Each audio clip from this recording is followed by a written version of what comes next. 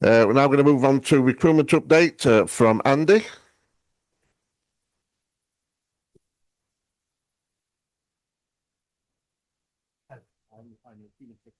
Thank you. Hi, everyone. I'm Andy O'Callaghan. For people who don't know me, I'm the national official that looks after the recruitment team, membership team, and the MSA team here at Rednall.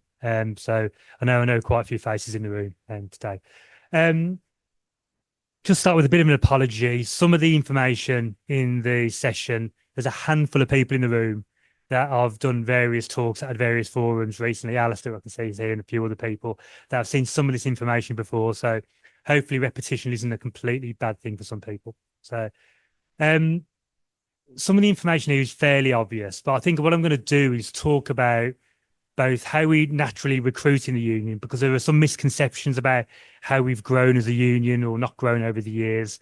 Give a very small bit of a historical analysis about what's happened to the membership over the last 4 or 5 years, which most of you will know and be well versed in and experienced on the ground, but also then kind of finish off by talking about some of the things that we're doing really well at the moment, some of the challenges we've got, and what are the threats and opportunities going forward for the coming year and onwards.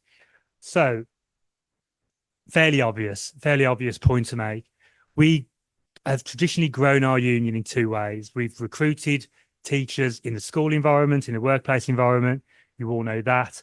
But also, we've recruited student teachers en masse during the autumn period every year. I'm sure a lot of you will have gone down to universities and so forth this autumn to support college recruiting students in different environments. And then it's the retention of those student teachers into paying membership over time, which has helped us to grow as an organisation as well. And there are some challenges with that as well in terms of retaining student teachers once they've qualified into ECT membership and once they have to start paying into membership. And so there are some challenges in that I'll talk about in a moment as well. Just to move on, please. Okay. So in terms of what our annual recruitment challenge is, every year we have, again, this is teaching people to suck eggs really, but every year we have a number of people who resign their membership, a number of people who tell us they're leaving because they're no longer going to be a teacher or they're retiring from teaching, and then a number of people who haven't paid us any subscriptions for over a year, for over 12 months, and those people lapse. And it's in our rule book that those people should be taken off membership. So this time every year, we remove all those people from the membership system. We then, all those people who we've recruited as students, who are on 1 year courses or who are on longer courses that we recruited a few years ago, that are due to qualify in the coming year, we add those into the full membership figures because they're going to become full members of ours. And it's the gap between all those people who have left, all those new students. It's that gap that we have to kind of fill within in-school student recruitment to meet our membership challenge, if that makes sense. Yeah, move on. So what this chart shows, the red line is a very Brummie accent there. The red line is the number of people that we've removed from the system at the end of every year going back to 2010. Blue line is the number of student teachers who are about to qualify that we've added in. Okay. Now, there are some what we'd call incidents, I think, if you like, in terms of the membership, which we're probably, we're all well versed in, but I'll talk about anyway.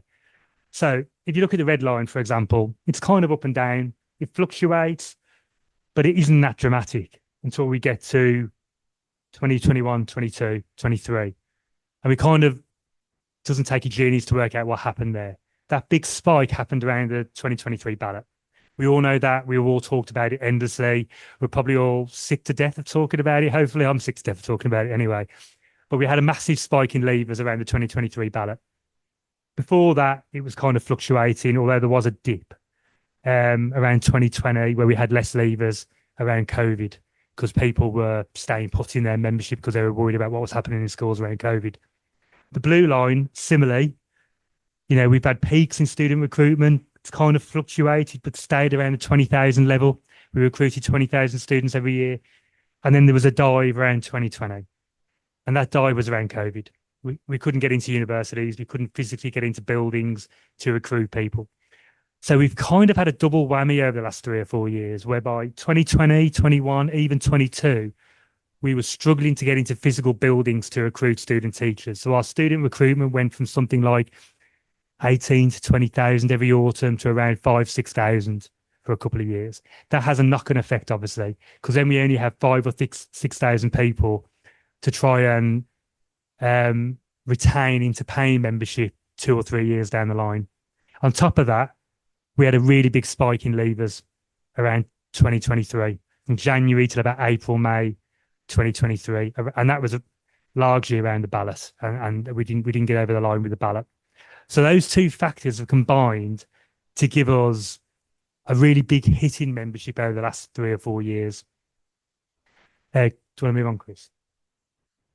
That covers it. I've covered that, to be honest. What's happened? The chart here shows what's happened with student recruitment. Sorry, the years are cut off, but basically the first column is 2019. The last column is now. All right. So you can see with student recruitment. Okay, Chris is doing what he does. He's messing about with the PowerPoints.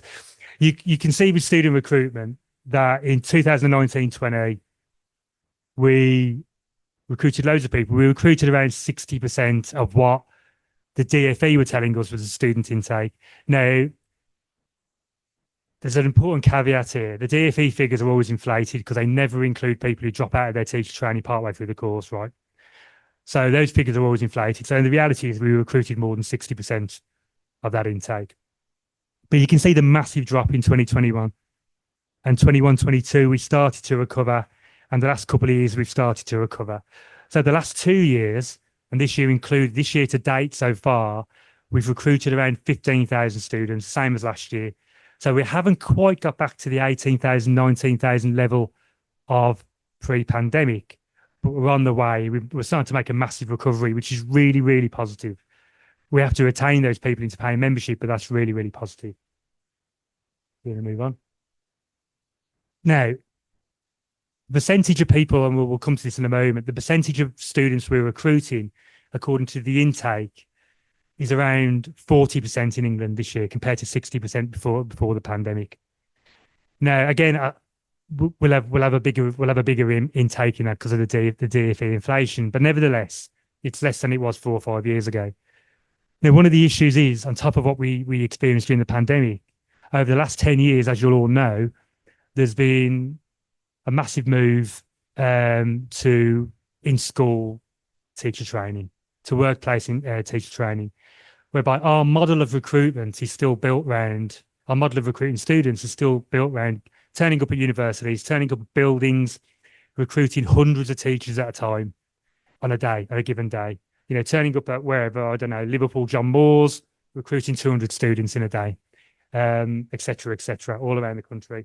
Now, that model is still really important because we've recruited largely 15,000 people or there or thereabouts this year doing that. But as you'll know, 50% of the teachers, and as this chart shows, 50% of the teachers or trainee teachers in England now are trained in the workplace, which means they're only in universities for a very, very limited period of time, which additionally means if we're turning up to universities on 1 or 2 big days where we've been invited in, the chances are we're not going to get to some of these people. So our model needs to develop. Our model needs to maintain that turning up at universities, being invited in, recruiting thousands of teachers. But we also need to combine that with a more flexible model of in-school recruitment of student teachers as well as other teachers. And I'll come back to that in a moment in terms of some of the tools that we're developing around that. Want to move on, Chris? So what's helped with student recruitment over the last 2 years? There's been a massive investment in materials. Now, I was one of those people, I'm sure you've all seen those awesome teacher bags and awesome teacher bottles and all the rest of it. I was one of those people who, I'm 51 at the end of the day. I started flinching when I saw awesome teacher labelled all over everything. I felt very kind of, oh my God, this is really garish. I don't know who's going to like this stuff. But it seems like those young teachers out there who are 30 years younger than me did really like that stuff. I don't know whether that's been your experience for those people who are on there. All the people seem to really like that stuff. That's helped. We've actually won a TUC award recently for that stuff, communication award for that stuff as well. Obviously, massive effort from all yourselves and also regional colleagues in centres as well of getting out and getting back into buildings when we could to recruit.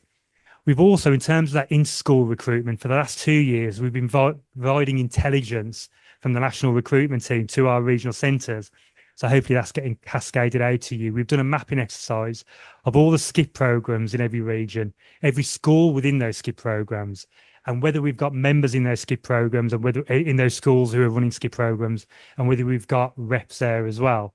So we've had that intelligence out there. So hopefully that's being used to start mapping those workplaces to try and improve our student recruitment. Some regions as well, I know, have specific offers for universities in their packages where they'll do all the recruitment between September and October, November, but they'll also go into universities throughout the year with an offer to deliver talks and presentations on certain subject matters that the universities maybe don't feel as comfortable talking about themselves.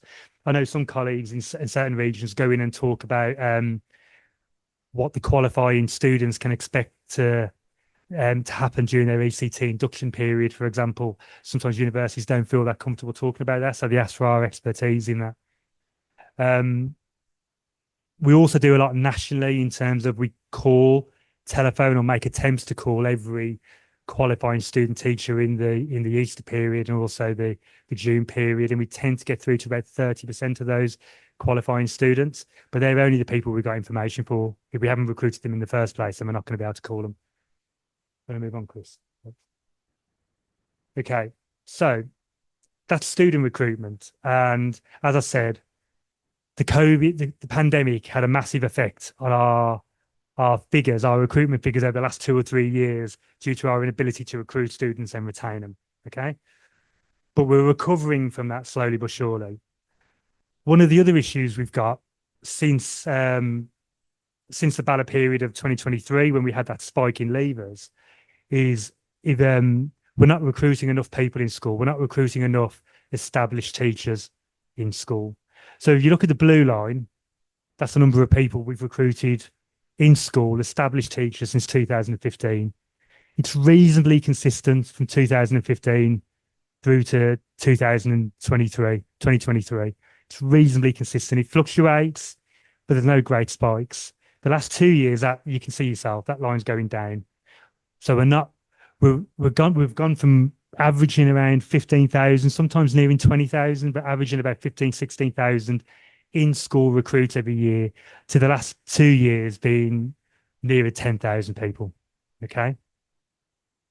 However, there is within that kind of negative kind of a narrative, there is some positive news as well. The orange line, you can see the spike again from 2023, where we had a big spike in leavers. But since then, that orange line has been dipping as well. So the last 2 years, this year and last year, and just looking at people who resign their membership, not looking at people who leave the profession or retire, it's not a lot we can do about that, but looking at people who resign their membership. This time last year, we had the lowest amount of member resignations than we've had. I went back to 2010 before I started losing the will to live. You know, I went back 15 years and we hadn't had that few amount of resignations.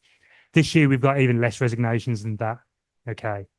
So we are retaining members, but what we're not doing is we're not recruiting enough people who either have never joined us or were members at some point, left and haven't come back. Okay. So we're not recovering those people back at the moment. Chris, do you want to move on, please? Now, there's all sorts of reasons for that. I mean, we can talk about the pandemic. We can talk about the national ballot 2023. One of the biggest factors for me, and you'll all know this as secretaries, again, teach people how to suck eggs. One of the biggest factors in us both not recruiting enough established teachers in the workplace, but also actually going back to student recruitment, not grappling with those students that are on workplace routes to QTS that we don't get hold of in universities, is our lack of or diminishing workplace organisation, our lack of school reps, to be honest. If you look at any of the surveys, now the surveys when people join or leave aren't compulsory. For the members or the leaving members, the joiners or the leavers that fill their surveys in, virtually without fail, there's two main reasons why people join the union, or tell us why they're joining the union. One of them is that we are the majority union in the workplace. The other one is that we've got an active school rep. And for the people who tell us why they're leaving, it's exactly the same. There isn't a workplace rep. We're not the majority union. Now, for me, the two things go hand in hand. An active workplace rep in a workplace, we're going to have more members. It stands to reason. I know I'm potentially simplifying this, but I think it's really, really important to emphasise the fact that our lack of workplace organisation at the moment is what's affecting our ability to recruit, and that's one of the key factors that we need to address. Do you want to move on, please? So this looks at what's happened to our workplace organisation over the last 15 years. Blue line is reps. The red line is contacts. So those people who are like a post box to us to pass information on. The blue line is the most important line. Obviously, the red line stays fairly consistent. The blue line, there's a really big dip between 2010, 2020. That dip slows, but it's still dipping. But that dip does slow over the last 4 or 5 years. That tells its own story. Now, some of that is tidying up records, tidying up records when people leave or retire. Some of it is just we've lost reps over the years. Now, to be honest with you, there is a narrative that as well as losing loads of members or more members than we would normally expect to lose over the ballot, that we lost loads and loads of reps as well. I know there's loads of anecdotal stuff around that. The numbers don't necessarily tell that story, to be honest with you. They don't necessarily tell that story. That dip was going on anyway. Okay. Right. So this just highlights, so where we've got at least one member in a school, 80% of those schools haven't got a workplace rep. Now, the reality is a lot of those schools with one member, small primary schools, which make up a lot of the schools where we got members, we're never going to have a rep, obviously, because we've only got one teacher. There's maybe only 4 or 5 teachers in the school, or 3 or 4 teachers. Where we've got at least 2 members, 56% of those schools don't have a workplace rep. Again. So just looking at the threats, to summarize the threats and then the opportunities as well. And again, this is fairly obvious, really. I'm speaking to people who've been involved in the trade union for a long time, so you'll understand this. But obviously, lack of workplace organisation on the ground level in schools makes it harder for us to get our message across to those teachers about what we're about, why they should join the teachers union, and why they should be a member of ours. It also makes it harder for us to identify those people doing a workplace route to QTS. It also makes it difficult for us to meet our industrial priorities as well. If we want a ballot, either on an individual school basis or a national level or regional level about anything, we've got less workplace organisation. That makes it much more difficult to update members' details, to encourage people to join. One of the other threats that we've got is encouraging those students who do join us. So 15,000 students who have joined us in a 3-month period this autumn, really successful. We need to retain a really big percentage of those into paying membership. And that becomes a challenge when those people have to pay as well. So it's about getting messages across those people, national, regional, local level, why it's important for them to start paying when they have to start paying, what the subs go to. It's an investment in their future as well, their subscriptions really, and the services we provide to those people. And the opportunities, we have really good local, the 60, 70 people here today, including online, a week before Christmas. Well done, Chris, for organising that a week before Christmas. That's me. I'm never sarcastic, Chris.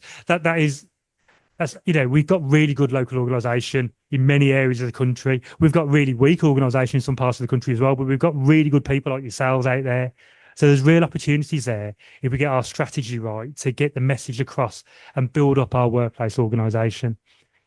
I don't know how many people think this now, and I know some people think it's just a slogan, but at the very least, in the student recruitment I've gone out to and other recruitment I've been involved in over the last 4, 5, 6 months, talking about us being the teachers union is resonating with people, as far as I can tell anyway, and the people I've spoke to. For years and years, I've been involved in this organisation for 17 and a half years, a long time, some of you longer than that. Whenever I was going to say a student recruitment stand over the years and people said, what's the difference between you and the NEU or the NUT, as it was, you can talk about differentials in policy and whatever. You can talk about all that.